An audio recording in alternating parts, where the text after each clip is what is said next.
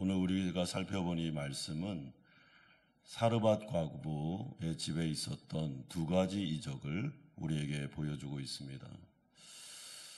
제가 이 열왕기를 설교하면서 이미 말씀드린 바 있는 것 같은데, 엘리야와 엘리사는 예수님을 상징하는 구약의 선지자들이었습니다. 그러므로 엘리야와 엘리사 시대 때 일어났던 기적은 예수님이 이 땅에 오시고 성령이 부어진 이후를 살아가는 이 교회 시대, 우리에게도 그대로 적용되는 말씀입니다. 그의 시냇가가 말랐습니다. 너무나도 가뭄이 심해서 이제 물이 바짝바짝 마르는 그 상황 속에서 하나님은 엘리야라는 선지자를 사르밧 과부에게로 보내고 있습니다. 그런데 사르밧 과부에게로 보냈는데 이 과부의 형편은 너무나도 가난해서 정말 항아리에 한 번 빵을 만들어 먹을 수 있는 그 양의 밀가루와 그리고 조금 있는 기름만 가지고 있는 상황이었습니다. 이게 어떻게 보면 하나님께서 엘리야를 먹이실 때 까마귀를 통해서 먹이시더니 아니면 너무나도 가난한 이 사르밧 과부를 통해서 먹이시는 이 모습을 보면서 이것은 하나님의 사람, 하나님의 종을 하나님이 먹이시는 특별한 방법임을 알게 됩니다. 왜냐하면 하나님의 사람들을 먹일 때 일반적인 방법은 지금으로 말하면 교회에서 헌금을 내서 목사님에게 사례를 드리는 방법이 일반적인 방법입니다. 그런데 이 당시에는 우상이 너무 심했고 우상 숭배에 빠져 있었기 때문에 헌금을 하는 사람이 전혀 없었고 엘리야와 같은 이런 위대한 참 선지자를 먹일 수가 없었던 것이죠. 그래서 하나님은 이 상황 속에서 엘리야를 먹이시는데 굉장히 특별한 방식으로 까마귀나 아니면 사르밧 과부라는 이 가난한 극심한 가난에 있는 이 여인을 통해서 하나님은 먹이십니다. 여러분, 그렇다면 하나님께서 엘리야를 사르밧 과부에게로 보내시는데 그 이유가 무엇일까요?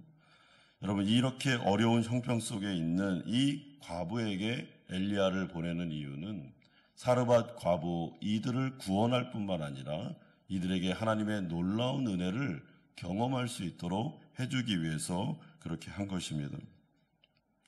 엘리야가 과부의 집에 갔을 때 나에게 물을 좀 달라라고 하니까 사르밧 과부가 자신의 형편을 이야기해 줍니다. 내가 주워온 이 나뭇가지를 가지고 오늘 이 기름 조금과 밀가루 조금을 가지고 떡 한 덩어리를 만들어서 나와 내 아들이 먹고 이제 죽으려고 합니다. 이제 우리도 가진 게 하나도 없습니다. 그래서 죽을 형편에 있습니다. 라는 것을 고백합니다. 그러니까 그 말을 엘리야가 다 듣고 난 다음에 그러면 네가 지금 만들려고 하는 그 떡 한 덩어리를 나에게 먼저 달라. 나에게 가져와라 라고 하면서 내가 먹겠다고 염치 없는 소리를 하고 있습니다. 여러분, 왜 이런 말을 했겠습니까? 엘리야는 이미 하나님으로부터 약속의 말씀을 들었습니다. 내가 너를 사르밧 과부에게로 보낼 텐데 거기는 극심한 가난 중에 있다. 그러나 내가 너를 보내는 이유는 너를 거기에서 먹여 살리기 위해서 보내는 것이기 때문에 사르밧 과부의 집은 절대로 밀가루나 기름이 떨어지지 않을 것이다. 네가 들어가는 순간부터 이제 거기는 하나님께서 채우시며 역사가 나타날 텐데 엘리야야 두려워하지 말고 너는 가라 라고 말씀하신 것입니다. 그러므로 엘리야가 이 사르밧 과부에게 그 떡 한 덩어리 나에게 먼저 줘라 라고 할 때는 하나님의 주신 약속의 말씀이 있었기 때문에 그 이야기를 한 것입니다. 엘리야가 염치가 없거나 아니면 상황 판단이 안 돼서 이런 말을 한 것이 전혀 아니었습니다. 그러면서 이 말을 듣고 너무나도 황당해하고 있는 사르밧 과부에게 엘리야가 다음과 같이 약속합니다. 여러분 13절 보십시오. 두려워하지 말고 가서 내 말대로 하려니와. 여러분 여기서 두려워하지 말라라는 말은 두 가지의 의미가 있다고 저는 생각합니다. 첫 번째는 걱정하지 마라 라는 말씀이 있고 두 번째는 여호와를 경외함으로 이제부터는 내가 하는 말대로 한번 해봐라 라는 도전의 의미가 함께 섞여 있습니다.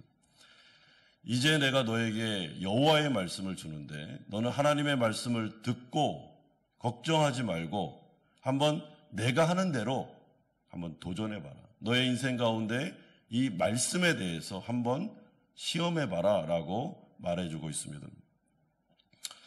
여러분, 그러므로 하나님은 엘리야를 통해서 지금 사르밧 과부에게 도전하고 있습니다. 상황은 너무나도 어렵고 힘든 상황 속에 있습니다. 그럼에도 불구하고 하나님은 엘리야라는 말씀의 상징적인 선지자를 보내므로 하나님의 도전적인 말씀을 사르밧 과부에게 주고 있습니다. 여러분, 사르밧 과부는 이제 선택의 순간에 있는 것입니다. 이 하나의 떡덩이를 내가 먹고 엘리야 선지자한테 주지 않고 그냥 죽든지, 아니면 먼저 엘리야의 선지자에게 주고 그리고 하나님의 약속이 어떻게 이루어지는지를 볼 수 있는 선택의 순간에 놓여 있었습니다. 이것을 신약의 버전으로 말하면 먼저 그의 나라와 그의 의를 구하고 하나님이 이 모든 것들을 더하여 주는 역사가 나타나는지를 볼 수 있는 상황입니다. 이 선택의 순간에 사르밧 과부가 어떻게 했습니까? 오늘 본문에 보면 엘리야의 말을 듣고 엘리야 선지자에게 먼저 그 자신의 전부, 그러니까 모든 것을 먼저 줍니다. 그리고 하나님의 말씀이 어떻게 이루어지는지를 그가 보기 시작합니다. 저는 이것이 굉장히 위대한 믿음이라고 생각합니다. 여러분, 어떻게 이렇게 할 수 있겠습니까? 자신의 전부가 있는데 하나님께서 우리에게 딱 온 다음에 야, 그 전부를 나에게 줘라. 먼저 그의 나라와 그의 의를 한번 구해봐라. 그러면 너희들 먹고 사는 문제는 내가 책임져 줄 거야 라고 할 때 우리의 은행의 잔고가 거의 바닥이 났는데 한 100만 원 정도가 있다고 칩시다. 그 100만 원 나에게 줘라. 한번 하나님이 어떻게 역사하는지 한번 보자 라고 할 때 그 마지막 남은 100만 원을 하나님께 드리는 게 쉽겠습니까? 당장 먹고 사는 문제 가운데 지금 나가야 될 돈이 당장 이렇게 많은데 이렇게 말씀하신 하나님의 말씀을 어떻게 우리가 받아들이겠습니까? 그런데 사르밧 과부는 이 선택의 순간에 하나님을 믿습니다. 그리고 자신이 남은 전부를 하나님 손에 드렸습니다. 그랬더니 어떤 일이 벌어졌을까요? 여러분, 15절에서 16절의 말씀 같이 보시면 제가 한번 읽어드리겠습니다. 그와 엘리야와 그의 식구가 여러 날 먹었으나 여호와께서 엘리야를 통하여 하신 말씀같이 통의 가루가 떨어지지 아니하고 병의 기름이 없어지지 아니하니라. 여기서 강조되는 표현이 엘리야를 통하여 하신 여호와의 말씀같이.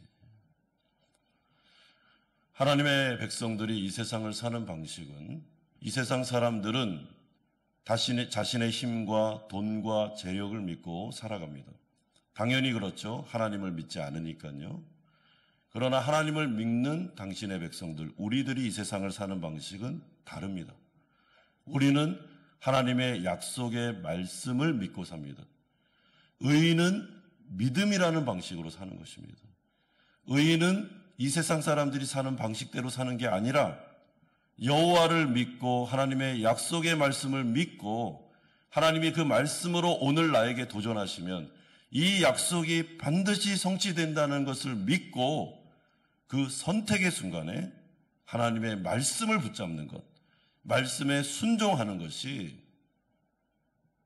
이 세상을 하나님 나라 백성들이 사는 삶의 방식이라 말씀하고 그럴 때 기적을 경험할 수 있다라고 알려주고 있습니다. 오늘 우리가 두 번째로 살펴보고 싶은 것은 그런 상황 속에서 사르밧 과부의 가정 안에 또 다른 어려움이 닥친 것입니다. 하나님의 은혜로 이 가정이 계속해서 항아리에 밀가루가 떨어지지 아니하고 기름병에 기름이 떨어지지 않아서 엘리야와 함께 이 과부와 아들이 잘 먹으면서 이 기근을 지내고 있었습니다. 그런데 갑자기 사르밧 과부의 아들이 시름시름 앓다가 죽는 일이 벌어졌습니다. 여러분, 앓다가 시름시름 앓다가 이렇게 엘리야가 있으니까 살아난 게 아니라 죽어버렸습니다. 여러분, 이 엘리야가 있음에도 불구하고 과부의 아들이 죽었다. 이 죽음이라는 것은 인간에게 있어서는 절망적인 순간입니다. 그러니까 인간이 할 수 있는 능력의 영역을 벗어난 것입니다. 그러니까 이 아이는 돌아올 수 없는 강을 건넌 것이죠. 절망적인 순간입니다. 지금으로 말하면 어떤 회사가 있는데 이렇게 어려움이 있지 않습니까? 그러면 근근히 이 회사를 이렇게 유지하면서 나갈 수가 있습니다. 그런데 어느 순간에 부도를 맞고 어려움이 탁 닥치면 이렇게 강을 넘는 선이 있는데 회생 불가능한 그런 상황이 벌어질 때가 있습니다. 그때는 이 회사를 다시 살리기가 어려운 것이죠. 누군가의 도움이 없으면 절대로 못 살리는 것입니다. 이런 경우가 지금 이 가정 안에 벌어졌습니다. 그런데 자신의 아들이 딱 죽으니까 사르밧 과부가 어떻게 하냐면 엘리야에게로 찾아옵니다. 그리고 엘리야에게로 찾아와서 이게 원망인지 아니면 도와달라는 건지 모르겠지만 하여튼 18절과 같은 말을 하는데 들어보십시오.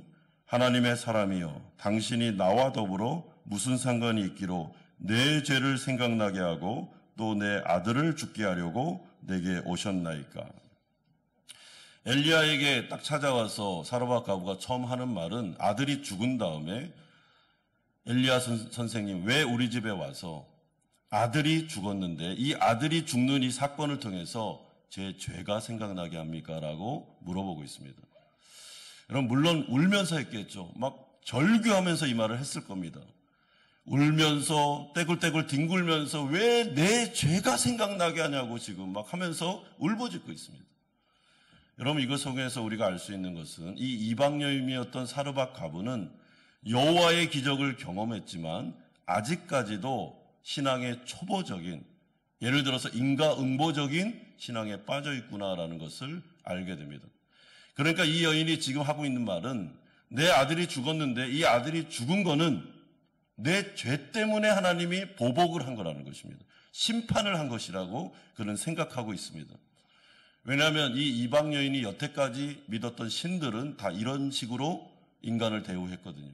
잘하면 복을 주고 못하면 보복하고 심판하는 이런 상황에 신앙생활을 여태까지 했으니까 당연한 반응입니다.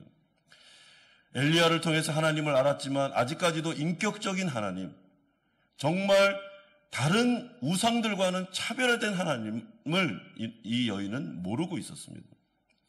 여러분, 우리도 마찬가지인데 기독교 신앙이 이 성경에 기록된 여호와 하나님이 얼마나 구별된 분이신지를 우리가 모를 때가 있습니다. 이방 종교와 기독교가 가장 다른 점은 하나님은 은혜로운 하나님이시라는 것입니다. 여러분, 이 은혜라는 말은 우리가 뭔가를 잘해서 보답해 주시는 분이 아니라 우리가 하나도 잘한 게 없는데 죄인 중에 괴수였으며 하나님 앞에 반역했던 그런 자들이었음에도 불구하고 하나님께서는 무한한 은혜를 우리에게 부어주시는 분이시다. 인과응보적인 신앙이 아니라 하나님의 마음속에는 한량없는 은혜가 있다라는 것을 말씀하고 있습니다.